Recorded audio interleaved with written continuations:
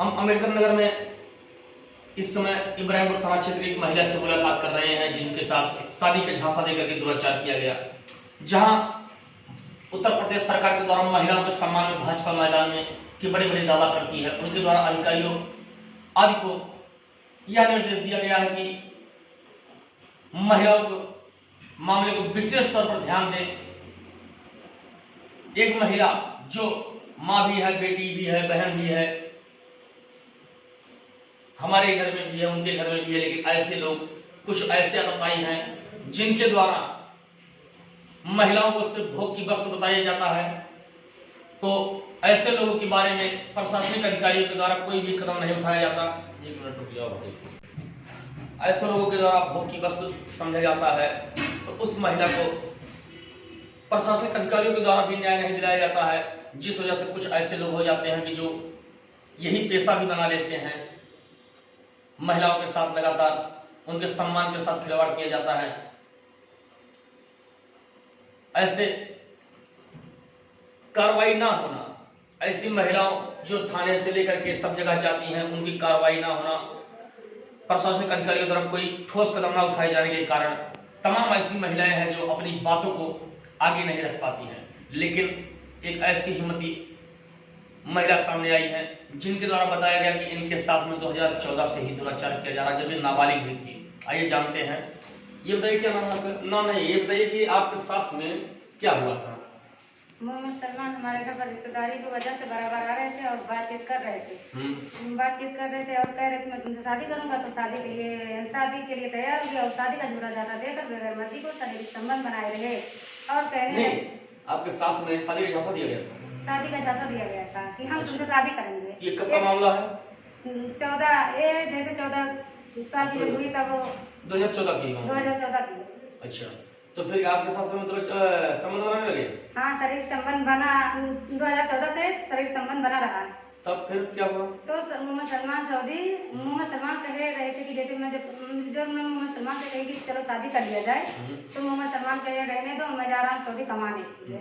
तो जब सऊदी कमाने जाऊंगा तो वहाँ से आऊंगा तो मैं शादी कर लूंगा। तो मैं कही ठीक है, मैं उसके लिए तैयार हो गई कि ठीक है तुम जाओ सऊदी अरब, जब सऊदी अरब से आओगे तब शादी कर लेंगे। तो मोहम्मद सलमान सऊदी अरब गए तो वहाँ से मोबाइल से बराबर बात कर रहे थे। बराबर शादी की भी बात करते थे कि शादी करेंगे? हाँ, कह रहे थे कि हमें तुमसे शादी करना है तो एक काम होने दो। तो सारी गलत काम करते सऊदी से, जैसे सऊदी से फोन कर रहे थे तभी कहते थे कि हम शादी हाँ, कह रहे थे हम तुम्ही से शादी करेंगे। अच्छा, फिर? हाँ, तो ऐसे चलता रहा। जब मोहम्मद सलमान सऊदी से 5 साल बाद 26 तारीख को आए। अच्छा, 26 अगस्त को? हाँ, 26 अगस्त को। तब जब मोहम्मद सलमान जब सऊदी से 26 तारीख को 26 अगस्त को मोहम्मद सलमान घर वापस आए तो संपर्क बनाकर फिर 4-5 दिन मिले। अच्छा, आपसे मुलाकात इस दौरान भी हुई? फिर हुई। यानी कि सऊदी से आने के बाद भी आपसे मिले? सऊदी से आने के बाद भी हुई। आपसे संबंध बनाए रहे 4 दिन, फिर संबंध बनाए रहे। तो कहने लगे कि इच्छा के बिना, इच्छा के, अरे आपके बगैर इच्छा के, बिना इच्छा के हमारे संपर्क बनाए रहे। जब मैंने कहा कि चलो शादी कर लो तो शादी के लिए इनकार कर दिया। कहने लगे बस मुझे तुम्हारे साथ मजा लेना था, मुझे तुमसे शादी नहीं करनी थी। अच्छा, तो कहीं और शादी करने लगे वो? मोहम्मद सलमान कहीं और शादी करने लगे। कहने लगे कि जैसे मैं तुमसे ज्यादा, तुम्हारे घर से ज्यादा दहेज दूसरे जगह पाऊंगी।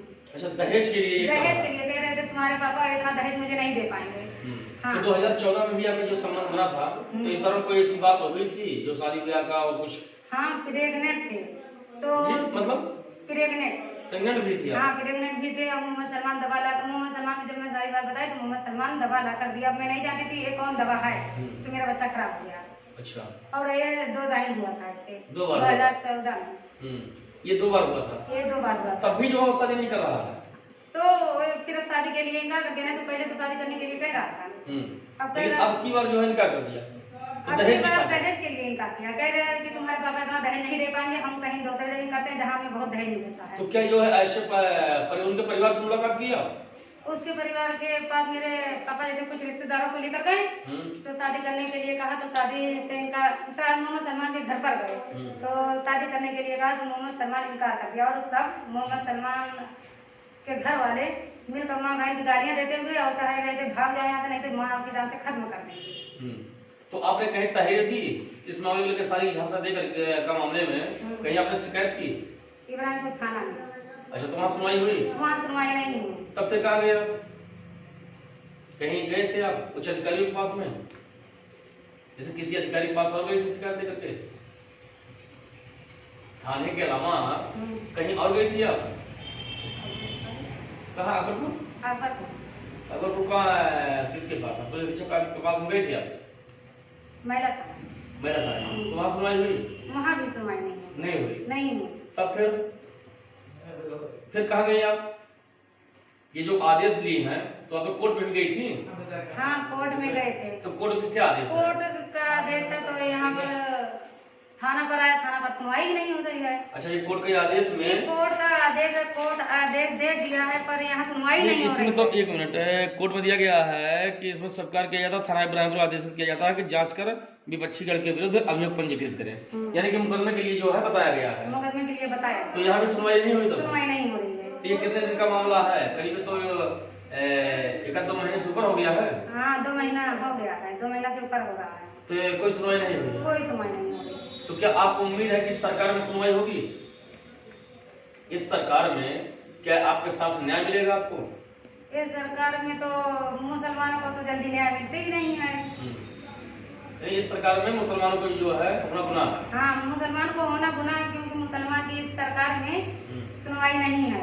और मैं कुछ नहीं जानती कि मुझे न्याय जैसे मुझे खाली न्याय चाहिए। न्याय चाहिए, यानी कि आपको न्याय उम्मीद नहीं है कि न्याय मिल जाएगा? मुझे ऐसी सरकार में न्याय का भरोसा ही नहीं है कि न्याय मिल सकता है।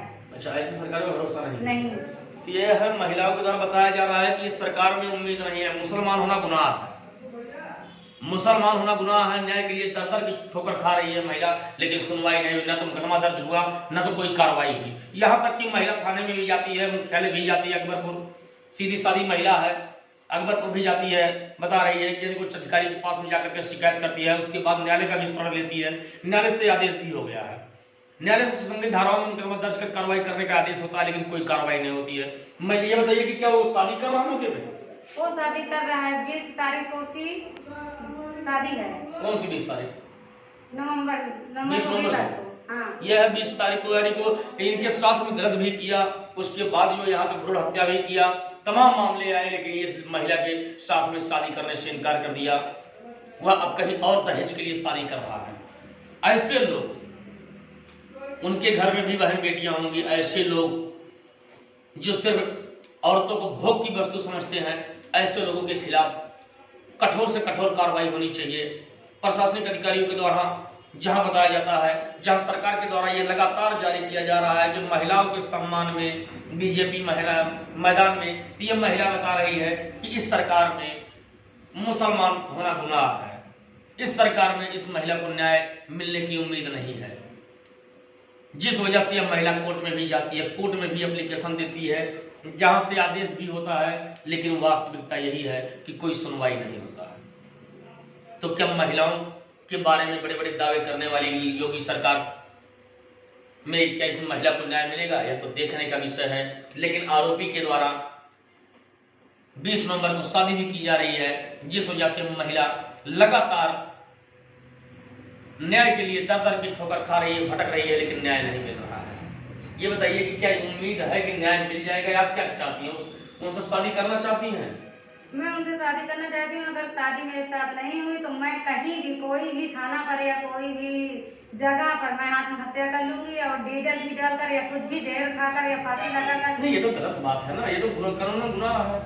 तो मेरे साथ जो हुआ मुझे उसका हिसाब चाहिए, नहीं तो मैं कहीं भी ये आत्महत्या करने के लिए तैयार नहीं। ये बताइए, तो कानून अपराध है ना, आत्महत्या करना अपराध है, कायरता है। तो हम आपको न्याय, जब आप उम्मीद करेंगी, लोगों के पास में जाएंगी, आपकी सुनवाई क्यों नहीं होगी? ये नहीं करेंगे। जब 2 महीना से ऊपर हो गया, अभी तक मुझे न्याय नहीं मिला, तो मैं कैसे मानूं कि न्याय मिलेगा जाएगा? अब 20 दिन बाकी शादी। तो हैरेसमेंट तो होता है, मानते हैं, कुछ लोग ऐसे होते हैं जो कार्रवाई नहीं करते हैं, लेकिन आपको तो ये नहीं चाहिए। आत्महत्या जो कर रही है, आत्महत्या का विषय है, आप आत्महत्या कर लेंगे, खत्म कर लेंगे, तो कहीं और शादी करके जिंदगी जिएगा। नहीं, तो मुझे न्याय चाहिए, नहीं तो मैं अपने आप को खुदकुशी कर लूंगी। नहीं, ये बताइए कि आपके साथ में अन्याय तो हुआ है, तो आप चाहती हैं कि आपके साथ में न्याय है। हमारे साथ ये गुनाह नहीं है, मानता हूं कि आपके साथ गलत हुआ, लेकिन कानूनन अपराध है आत्महत्या करना, ये बहुत अच्छी चीज नहीं है। आप अधिकारियों के पास में जाइए, क्यों नहीं सुनवाई होगी? हर अधिकारी के तो पास गए, पर सुनवाई नहीं हो रही है। जी। तो खबर के माध्यम से हम आपकी आवाज उठाएंगे, लेकिन जो आप बता रही है कानूनन अपराध है, गलत है, अपराध तो है, लेकिन हम लोग आपकी बात को उठाएंगे, आपकी आवाज को उठाएंगे और उसके बाद आपको न्याय मिलेगा, लेकिन ऐसा कदम मत उठाइए। चलिए ठीक है, ये महिला देखिए इनकी इतना पीड़ित हो गई है कि इनके साथ में जो हुआ है वो बहुत गलत हुआ है। प्रशासनिक अधिकारियों को चाहिए कि इस मामले को संज्ञान में लेकर के तत्काल प्रभाव से कार्रवाई कर आरोपी के विरुद्ध मुकदमा दर्ज कर या जेल भेजा जाए, या फिर महिला के साथ में शादी करवाई जाए, या कोई ऐसी ठोस कदम उठाया जाए जिससे आने वाले समय में अन्य महिला के साथ में ऐसा गलत कार्य ना हो। क्योंकि ऐसे लोगों को इंसाफ ना मिलने के कारण तमाम ऐसे लोग हैं, तमाम ऐसी महिलाएं हैं, तमाम ऐसी बेटियां हैं, तमाम ऐसी बहनें हैं, तमाम ऐसी मां हैं जो न्याय के लिए आगे नहीं बढ़ती हैं। आज इसी वजह से समाज में एक गलत संदेश जा रहा है कि ऐसी महिलाओं को साथ में न्याय ना मिलना, ऐसी महिलाओं को न्याय ना मिलने के कारण तमाम ऐसे लोग अताताई हैं जिनके द्वारा महिलाओं को बहला फुसलाकर शादी का झांसा दे करके दुराचार भी किया जाता है, भ्रूण हत्या भी की जाती है, और लास्ट में ऐसा हो जाता है कि चंद पैसे के खातिर, चंद दहेज के खातिर, जो कितने दिन चलेगा, थोड़े दिन, चंद दहेज के खातिर ऐसी महिलाओं को छोड़ दिया जाता है। ऐसे लोगों के खिलाफ कठोर से कठोर कार्रवाई होनी चाहिए। ऐसे दुराचारियों के खिलाफ जब तक प्रशासनिक अधिकारी, सरकार कोई ठोस कदम नहीं उठाएगी तब तक महिलाओं को न्याय मिलने की उम्मीद कम है। इस महिला के द्वारा बताया गया कि कानून जो भी कृत किया गया गलत किया गया, फिर भी दिल में प्रेम रहने के कारण मोहब्बत में चलते झांसा दे करके दुराचार किया, बता रहे एवार्सन भी कराया गया, दवा दे करके खत्म करवा दिया गया, इतनी बड़ी कृत किया गया उस लड़की के द्वारा, लेकिन उसके खिलाफ कोई कठोर कार्रवाई ना होना, कहीं ना कहीं हरासमेंट का तो मामला आता ही है। महिला का मानसिक शोषण किया गया है जिस वजह से आज अपनी कष्ट को वो बयां कर रही है, यहाँ तक कि आत्महत्या का धमकी दे रही है कि मर जाऊंगी, कुछ कर सकती हूँ। ऐसे लोगों के खिलाफ कानून अपराध है, लेकिन अपनी बात को उठाना चाहती हैं। इतनी ज्यादा मानसिक शोषण किया गया है कि यह महिला कुछ भी करने के लिए तैयार है। ऐसे ना हो कि इस महिला को अगर न्याय नहीं मिलता है तो तमाम बहन बेटियां ऐसी हैं जो आगे बढ़ करके इस मामले को, जैसे तमाम ऐसे लोग हैं जिनका शोषण होता है तमाम महिलाओं का, वो आगे नहीं बढ़ती हैं कि प्रशासनिक अधिकारी नहीं सुनेंगे, लोग सुनेंगे तो हमारी बुराई होगी, हमें लोग गलत कहेंगे। ऐसे लोग सोचते हुए अपनी आवाज को नहीं उठा पाती हैं। आज जरूरत है एक नई दिशा में काम करने की, एक नया दिशा में इस प्रयास को आगे बढ़ाने की। हम चाहते हैं इस आवाज को आगे बढ़ाया जाए, सरकार तक ये आवाज पहुंचाई जाए, ऐसी महिलाओं के साथ में न्याय हो, ताकि कोई और अतताई, कोई और दुराचारी शादी का झांसा दे करके या बहला फुसला करके कोई ऐसा कृत्य ना करे कि एक बहन बेटी की भविष्य खराब हो। एक बेटी की भविष्य खराब होने के कारण उसका परिवार किस मानसिक तनाव में जी गुजरता है, जहां सामाजिक स्तर गिर जाता है, तो वहीं तमाम ऐसे भी लोग हैं जो कमेंट करते हैं, तमाम चीजें होती हैं। आज महिलाओं के साथ इस महिला को न्याय अगर नहीं मिलता है तो आगामी आने वाले समय में एक ऐसा समय भी आएगा कि तमाम बच्चियों के साथ, तमाम महिलाओं के साथ शोषण होगा, लेकिन वो अपनी आवाज को उठाने के लिए सामने नहीं आएंगे। तो मैं आपसे अपील करता हूं इस आवाज को आगे बढ़ाएं, प्रशासनिक अधिकारी मामले में ध्यान दें, कठोरता से कार्रवाई करें। आपकी एक सोच, आपकी एक आवाज, आपके एक कार्य, किसी को इंसाफ मिल जाएगा। आगामी आने वाले समय में ऐसे बच्चियों के साथ में जो हो रहा है कोई और नहीं करेगा। अगर आज आप कठोरता से कार्रवाई करते हैं, कठोरता से कदम उठाते हैं, ऐसे बच्चियों को न्याय दिलाते हैं, ऐसे महिला को न्याय दिलाते हैं कि जो इन्हें इंसाफ मिल जाएगा, तो इसे देखते हुए तमाम और लोग रहेंगे जो ऐसे गलत कदम उठाने के लिए दूर भागेंगे। शादी का झांसा देने से देकर के जो दुराचार करते हैं, ऐसे कृत्य बंद हो जाएंगे। इसीलिए आपसे अपील है कि इस मामले को जितनी हो सके उतनी आगे बढ़ाएं। मैं अरविंद यादव, I-124 अम्बेडकर नगर।